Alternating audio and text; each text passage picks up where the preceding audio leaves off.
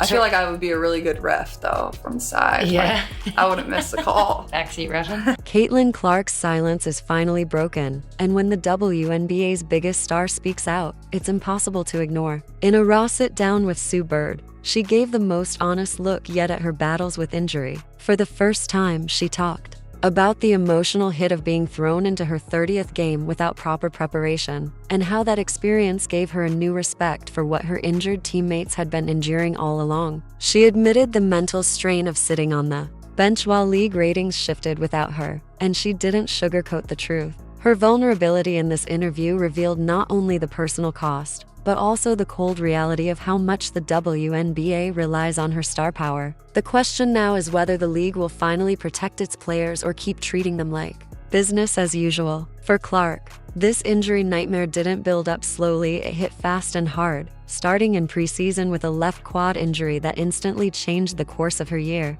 Challenging part of like all this. So obviously I have the first injury and I sit out 4 games and then I come back and I play really well. Yeah. And I feel really good. And like even this beginning of the year, like I played great. Like I started the year really good. Like I felt really great. Like my numbers were great. I was shooting the ball well. And then I get hurt and it's like, okay, like you gotta get healthy, whatever.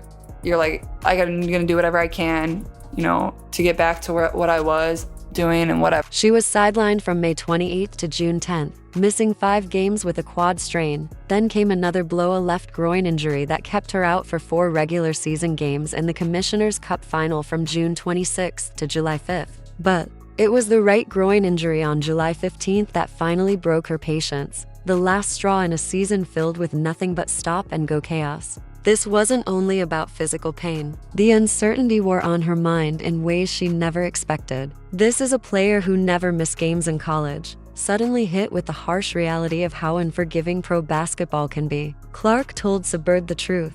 It's not like I have a training camp. You're tossed into game 30. No ramp up. Just trust your body and hope it holds. The constant stop and go wasn't just frustrating, it was torture. Every return brought the same mental battle. Could her body handle it? Or would it fail? Again? And then came a text from her mom that struck her deeper than any injury. You've taken so much time for everybody else. You need to take time for yourself now.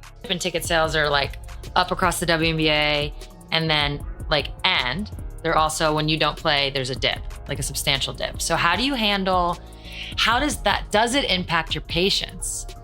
You know what I mean? Like you're coming back from this injury and you know this, everybody knows this, that when you play that changes. Yeah. I guess the better question is, how are you managing it so it doesn't impact your patience? Those words carried a weight Clark had never felt before, and suddenly the rush to get back on the court wasn't just about basketball, it was about finally putting her own health above everyone else's demands. That was the turning point. The moment she began to see her role in a whole new light. And the numbers told the story no one in the league could ignore. The Fever were simply better with Clark on the floor, going 8-5 when she played compared to a flat 9-9 without her. Her absence didn't just shift the team's energy, it changed the scoreboard, and the ripple effect was impossible to hide. Attendance dipped, TV ratings dipped, and the league felt the difference every single night she was gone. Early on with the first couple injuries, I was like, oh, I need to get back.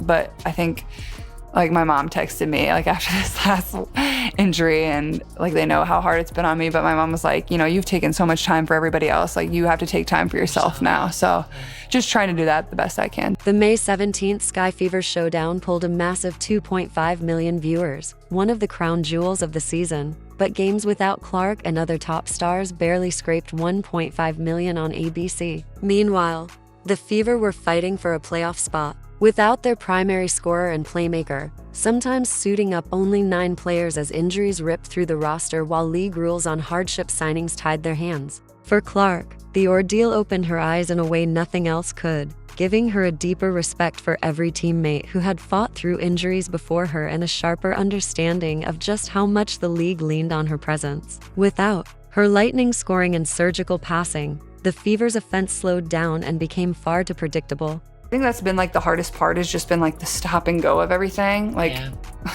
And also with the type of injuries that I've dealt with, there's no real, it's not 6 weeks. All right, you're coming back for Right. the Connecticut Sun game on August all about how you 30th feel in the or moment. whatever. It's like, how do you feel? Like, and even like when I have been back, like, I don't know how I'm going to feel the next day after playing, like when you're dealing with like these type of injuries. So I think just like the patience of dealing with all of that and giving myself a lot of grace and just trying to be. Teammates were forced into roles they weren't ready for, and the team's 5th place standing felt like it was hanging by a thread every time Clark sat out. Up to this point, she had stayed quiet publicly, but when she sat down with Sabird, everything changed, and the league office wasn't ready for what came next. When Sue asked about her sideline coaching during games she missed, Clark smirked before dropping a bomb. "I was more so coaching the refs." She let it hang for a moment, then landed the knockout punch. "I'd make a good ref. I wouldn't miss a call." Those words didn't just sting, they were a direct shot at league headquarters. This wasn't some throwaway jab from a frustrated rookie. Her comment came in the middle of one of the most heated WNBA seasons in years, with officiating already the league's biggest dirty secret. Coaches had spoken out, players had spoken out, and some even got fined for saying what everyone else was thinking. And then came Clark, the league's biggest ticket seller, timing her words so perfectly that no one could dismiss them as harmless trash talk. She delivered it with that sharp mix of humor and conviction, making it clear she wasn't just whining about calls for herself. She was exposing an entire system. Cool to like see people continue to show up, and like for my teammates, whether they're like fans of the Fever or just fans of myself, like they're continuing to show up and support. And like that's why I've been trying to take as much time as I can. Like I sign autographs for way longer when I'm hurt than when I'm active. So that's never something I like wish for, but like, you know, I still want to make as much time as I can for people and, you know, give them something that they can Her basketball IQ gave her words real weight. She had studied film and knew exactly what a foul looked like, understanding positioning and contact better than most players on the floor. This wasn't heat of the moment frustration, it was calculated truth. From the sidelines, she had watched her teammates get hammered with no whistles. She spotted patterns in how certain games were officiated. And after taking her own share of hard fouls and what she called cheap shots during her rookie season, she finally decided to speak up. That jab at the refs was more than shade, it was part of a bigger wave of frustration that had been building for years. Players had whispered about inconsistency forever, but Clark put a megaphone to it. And the league office? They were now watching their brightest star openly question the very integrity of the game. They couldn't ignore it. Clark's words didn't just trend, they set the internet on fire. been hard. Yeah.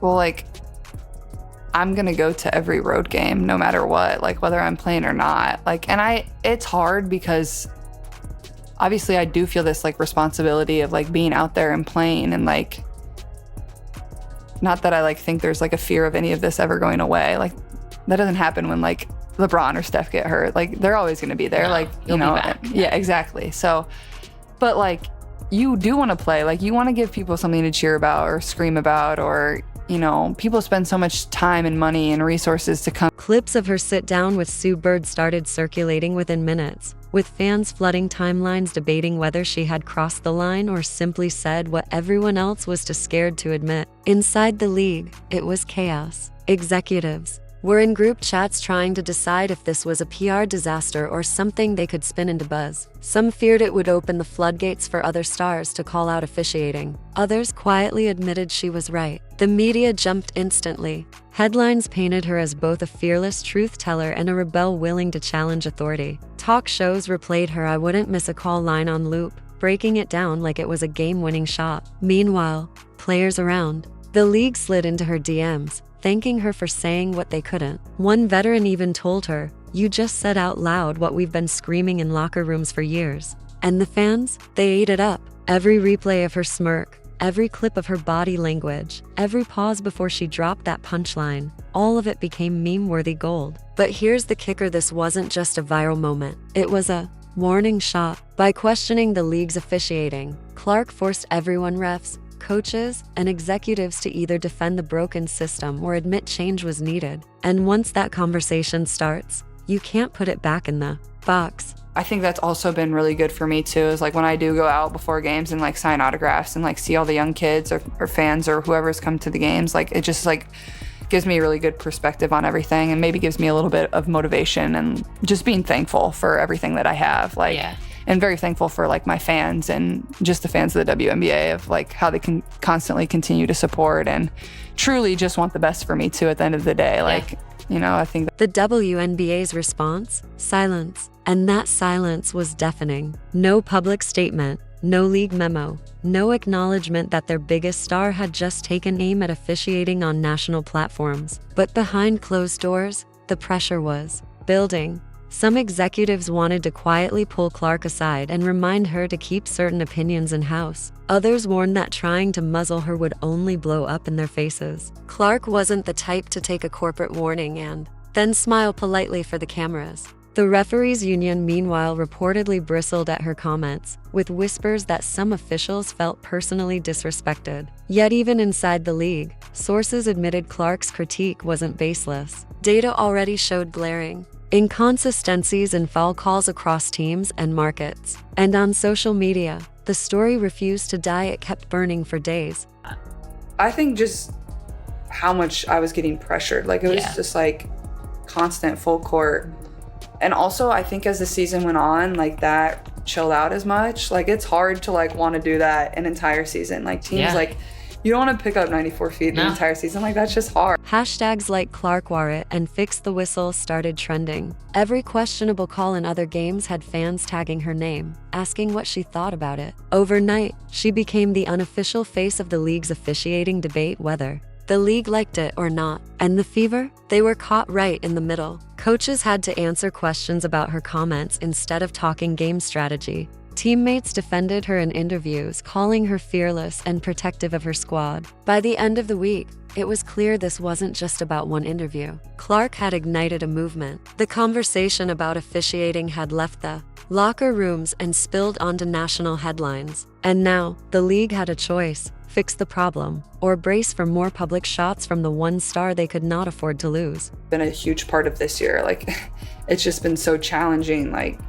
being active and playing 4 games and then not, and like not feeling the best, and then like frustrated of like how hard I worked in the off season, and then like all I do is rehab and like continue to do this process, and just like trying to trust that the best I can. And obviously there's really frustrating. When Clark finally stepped back onto the court, all eyes were locked on her, not just to see if she was healthy, but to find out if the refs would treat her any differently after her bombshell comments. The arena buzzed with anticipation. Every whistle, or lack of one, sent waves of reaction through the crowd. From the opening tip, the tension was undeniable. The first time she drove into the lane and took contact without a foul call, fans erupted in boos. Cameras instantly cut to her face, and there it was, that smirk. The same one from the Sue Bird interview, only this time aimed straight at the officials. Her teammates fed off the energy. Every bucket she scored, every assist she dropped, felt like a statement. The Fever bench was electric, sensing the game had turned into something bigger than basketball. It was a public showdown between the league's brightest star and the very people she had called out. Midway through the second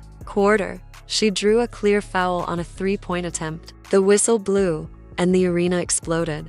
Days where like it's a little bit easier and like you're very, very motivated and like you're close to the finish line of getting back and being back, and then like it's not like I have a training camp to like build up to like playing my first game again. It's like, no, like you're tossed into game 30, like go try to play well. Like, it's hard, like it really is. And I think it has given me really good perspective on like what a lot of my teammates and people that I've, teams I've been a part of, like certain people have had to go through. Like, I've never been through anything. Clark glanced toward the baseline ref, gave a slow nod, and mouthed something that had social media detectives lip reading within minutes. By the end of the night, she'd nearly notched a triple-double and carried the Fever to a win. But the box score was only part of the story. This game was about power, who had it, who used it, and how one player had turned officiating into the hottest topic in the league. The morning after, the sports world woke up talking about one thing: Clark versus the whistle. Every highlight show opened with her smirk after that first no call.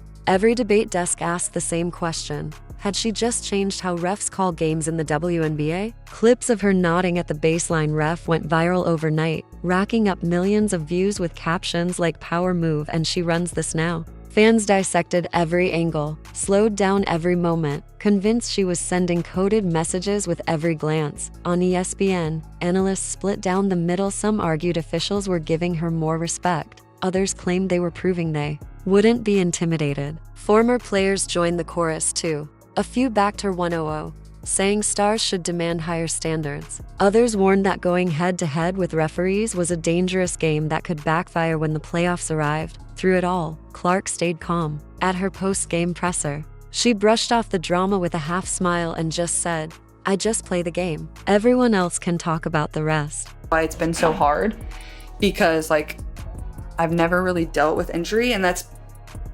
probably been a challenge in itself, because like when I first like was feeling pain, like I didn't understand it. Like I didn't know. I was like, am I just tight? Like, am I just getting old? Do I need to hit a stretch? Do I need to get like a little rubbed out? Do I need some icy hot? Like, what's going on here?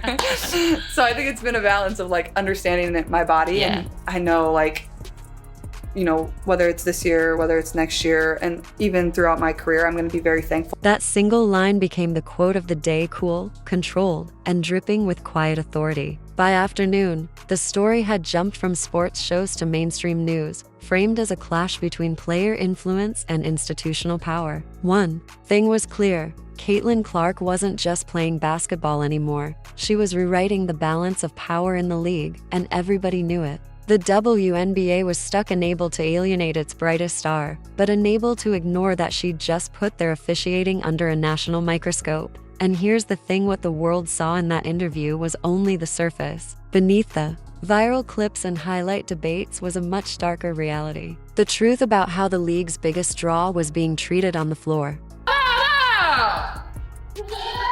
That's a PNW win! W's in the chat. W's in the chat. Oh my gosh.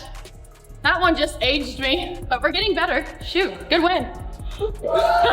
Win for win. A dub is a dub, so keep on. Here's a polished version of that section, keeping the intensity and pulling the reader deeper into the dark reality you're building toward. Clark's rookie year and now her sophomore season have exposed something ugly: the punishment she's been taking isn't just rookie hazing. It's survival in a system where every night felt like she was being hunted. Game after game, the contact went beyond normal defense collisions, hard checks, and traps designed not just to stop her, but to break her down. And the consequences were written all over her growing injury history. Clark herself didn't sugarcoat it. She described the relentless full-court pressure, the double teams closing in before she could even set up a play, the angles cut off so she had no breathing room. This wasn't simply tough defense, it was systematic targeting, crafted to wear her down mentally and physically until her impact on the floor dimmed. And it wasn't random. Watch closely, compare how other rookies were guarded to the way Clark was treated. The pattern jumps out. This was deliberate. Growth that we've had as a team, because early in the season we were just so inconsistent, and if teams were to do that, we would normally lose those games. But it just shows that we're getting closer, we're trusting each other, and we're just, I think that's the biggest part, is trusting and knowing that we can win those games even if they go. Her lethal mix of deep shooting range and surgical passing made her the ultimate threat. And instead of just trying to outscore her, opponents took a darker route, breaking her down physically, possession by possession. Clark admitted herself that the punishment was unlike anything she'd ever faced. "I've never been through anything like this," she confessed. And with that, the conversation shifted. Was this just basketball, or was it a coordinated effort to push the league's biggest draw to her breaking point? The gap between the college game, where stars are protected, and the WNBA's brand of physicality has never been clearer than in Clark's injury-plagued season. Repeated setbacks, quad, groin, back, then quad again, turned her year into a stop-and-go grind. And with each flare-up, the question grew louder. A lot of ups and downs in the WNBA this season. To take care of business in a winning streak like this, what does that sort of say about how this team is coming together? Yeah, you know, Seattle's a great team, great team, and it's hard to play here. And so we knew that. We knew that they just came off kind of a bad loss against LA. And so they were hungry for a win. But for us, it's not about other teams. It's about our standard. It's about stacking the days. And I think that where our mental's at as a team and as individuals, we're in a really good spot. And, you know, it's not going to be easy moving forward. But I think today we stayed true to the scout. We trusted the offense. Kelsey has been having a hell of a season. She was a little bit off, but she facilitated for us offensively down the stretch. And it just shows that everyone has something to give, even if your scoring's not going to be there. But I don't know, I'm just proud of our team, and I'm proud that Clark and her teammates haven't stayed quiet. They've called out questionable whistles and pressers on the sideline, even in real time during games. And when it's Clark raising the issue, the league can't just sweep it aside. The punishment she's endured goes beyond the norm. It's a spotlight on a deeper problem. Because here's the ugly truth. If your biggest star keeps getting hacked, pressured, and hurt without protection, what does that say about your priorities? Clark's decision to speak up wasn't just about herself. It was about setting a new standard, forcing the league to confront whether letting them play has crossed into negligence. And while she's been sidelined, the Fever have refused to fold. Aliyah Boston has been a powerhouse, Kelsey Mitchell clutch, Lexi Hull steady, and Sophie Cunningham relentless with her trademark grit. That resilience has kept them alive in the playoff chase, making Clark's eventual return even more dangerous for anyone standing in their way.